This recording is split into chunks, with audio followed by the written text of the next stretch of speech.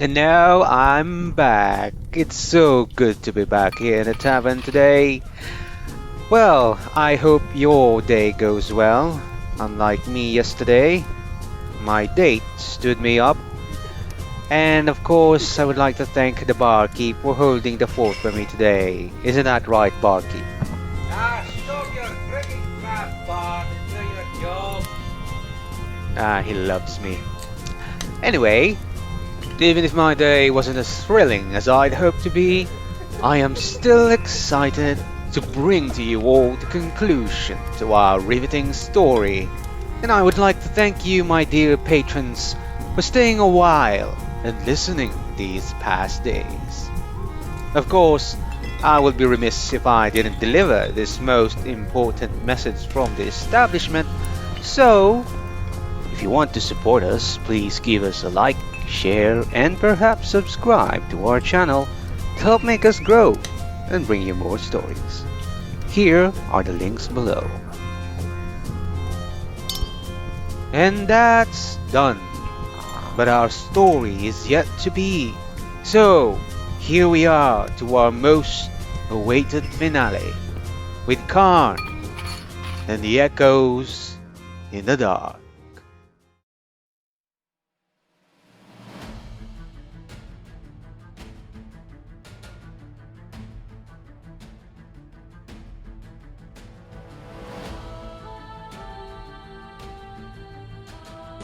Electricity danced across his body, sparking. Karn grimaced the pain, but pushed through it, walking toward her as more waves rippled from its blade, pouring over him. Karn paused, dazed, and tried to shake off the agony as Rona continued to attack. She swung the glaive down, lodging it into his shoulder. Karn twisted, pulling it from her grip, and removed it from his body. He threw it aside. While he was occupied, Rona unsheathed the dagger and jammed it into one of his abdominal seams. She dug it between the plates that allowed him to flex, as if searching for organs. Karn winced. Karn gripped her head in one of his hands. He pressed his thumb into the mechanical eye and shattered the ray's lens. Rona shrieked and kicked. Karn tossed her into the wall. Bones crunched. She slammed into it, then fell to the ground. She curled, her hands around her head, her leg at an angle unnatural to human beings.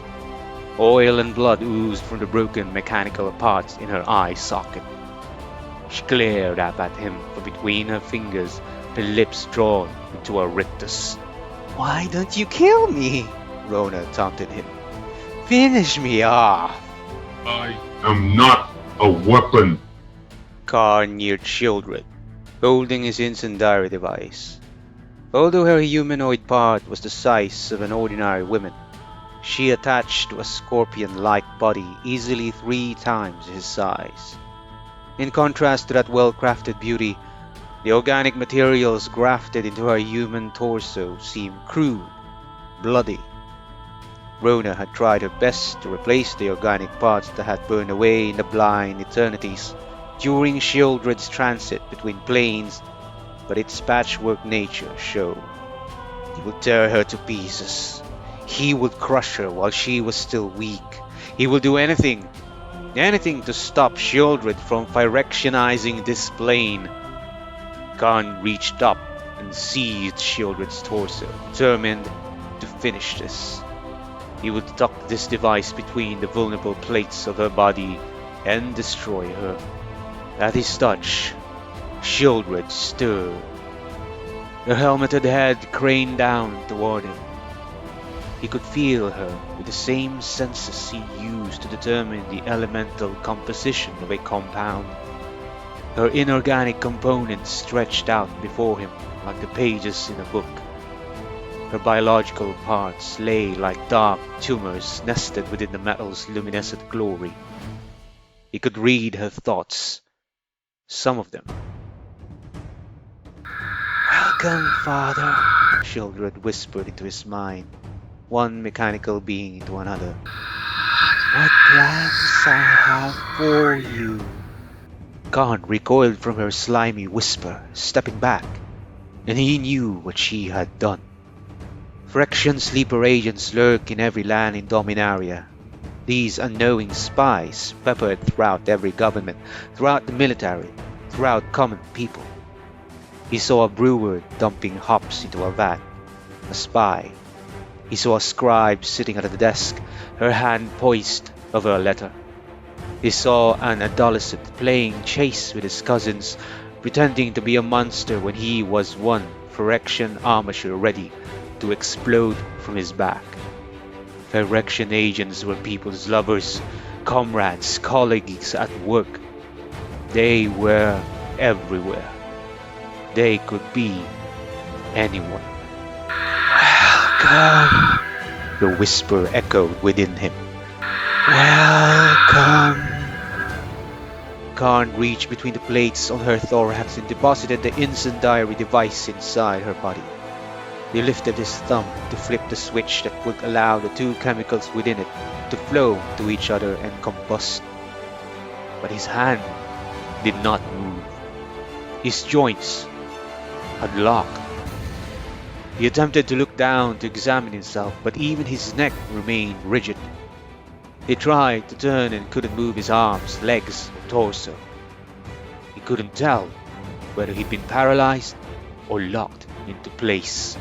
In his peripheral vision, he could see Rona dragging herself, shattered lens, broken leg and all, toward unfamiliar magical devices, ones that she must have created herself. She left a trail of oil, blood, and fluorescent blue fluid behind her. Karn strained against the strange magic that gripped him. Rona leveled herself up into a seated position. From her grunts, it sounded agonizing. Your mistake, she said, was not killing me when you had the chance. We have expected your coming, Karn. We have prepared. He tried again to move, his internal mechanisms groaning with the effort, and felt his metal torque. He would bend, break, before he freed himself under Rona's magic through force. Rona sorted through the heap parts she'd been using to repair children. She lifted up a node, smiled, and set it aside.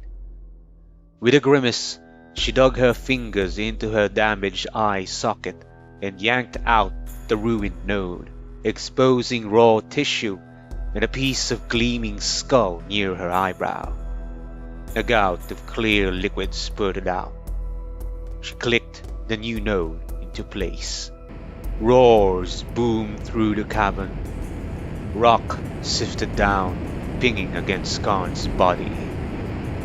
That, Rona said, was the sound of our ships evacuating our forces from this staging area, which has been compromised, and retreating to a secondary staging area.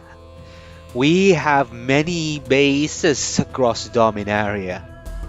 You will not find them all. Rona drove her glaive into her leg.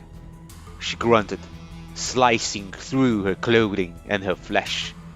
Her eyes teared. Even the eye she'd replaced dripped. Panting, she bared her muscle and her broken bone to the cavern's air. Karn had failed.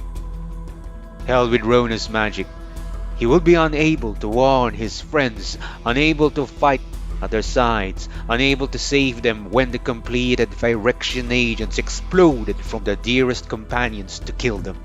The cavern had emptied and quieted enough that Karn could hear the click as Rona slid the device into her leg. She sighed and folded her flesh over the metal. She fixed another panel over her thigh, sealing her wound shut, and then stood. She rolled her shoulders and smiled. Children in her beauty, my whispering one, Rona said, grow stronger by the day. and she will lead us to victory. Karn, still arm deep in Shieldred's torso, could feel clicking vibrate along his body. Shieldred split apart, dividing herself up in pieces. Her segments broke away, each piece sprouting a dozen viridian segmented legs. The swarm pulled over Karn, using him as a bridge to the floor. The spider-like creatures ran along Karn's arms, down his back and torso, the backs of his knees, his calves. The tink, tink, tink of the metallic claws reverberated through him. A tarantula-sized beast sprang free from the cables onto Karn's face. It clung to his head, twitching, a heart-like nugget of flesh grafted into the center of its modified thorax. It crawled over his head. He could feel its wet body slid down its back. It dropped to the floor and scampered away. I may not be able to stop you, Urza's creation, Bruno said, but I can prevent you from stopping us. From the edge of his vision, Karn could see Rona limp down a tunnel. Even with her makeshift repairs, Rona remained heavily damaged, and she leaned on her glaive, using it as a cane. Her legs spurted yellow fluid, and she staggered. She paused to catch her breath. Oil dribbled from her new inserts, mingled with blood. He turned his head to watch her. The field paralyzing Karn had weakened. Perhaps it was due to Rona's retreat. Did she carry the device with her that held him in place? Karn attempted to raise his arm. The effort shuddered through him. He lifted one finger. Rona let her shoulder rest against the tunnel wall. She used her glaive to cut free a strip of cloth from her mantle. I hope that as we take this plane, as we make it more perfect, you feel the keenness of failure once again. Karn strained against the force gripping him.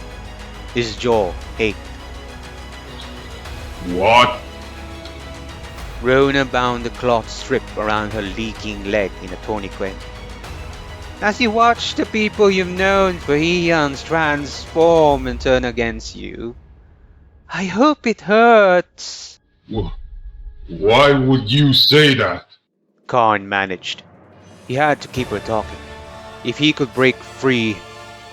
What have I done to you that you would wish such horror upon me?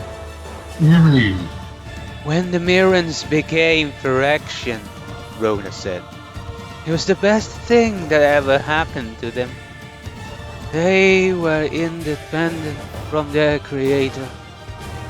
Unified. Beautiful. The force holding Karn seemed to loosen. He needed to push free. Even with the Phyrexian staging ground in the caves of Koilos empty, if Karn could capture Rona as Shieldred's right hand, she would be able to provide valuable information. All was not yet lost. You'd kill them, wouldn't you? Rona said. Reaching for perfection? He only needed one more moment. You gave Memnarch your intelligence, your capabilities. But he didn't have the experience to deal with it, the guidance. He was so lost. Rona's smile twisted. She enjoyed his struggle. I can't stand bad parents. Karn stopped. His body couldn't have reverberated more if she had struck him. Rona flipped the switch on the wall. There was a small grating noise. Then, a series of booms overhead. The roar as the cavern fell engulfed him. Tons of rock poured at him. A boulder rolled off the cavern's wall that bounced on his chest. It tossed him onto his back. He stared up at the collapsing cavern, still paralyzed by Rona's device. Rocks sheeted down. Fist-sized pieces hammered into his body. Smaller pebbles thunk and blinked against him, rolling and filling in the gaps. His vision turned grey from dust, then blackened out. A stone obscured all light. The rock weighed upon him. He could feel Rona's spell ease. He could move, or at least beneath all this stone he could attempt to move, to twitch a finger. But whatever good it did him, not even he could lift this stone. Not even he could dig his way out from this cave-in. The crushing layer of rock was too heavy even for him to shift. Karn reached for the spark that allowed him to planeswalk. It burned within him, hot and bright, such a perpetual companion that he had ceased to notice it. If he could just focus and... it didn't work. Nothing happened. Karn reached out with his special senses through his fingertips and analyzed the surrounding inorganic materials. Olivine, granite, quartz, mica. Ordinary stone, but with all the ancient interplanar and Phyrexian technology providing a low-grade interference. He could not planeswalk away. He was trapped. Only he knew that Shieldred had come to Dominaria. And he could warn no one.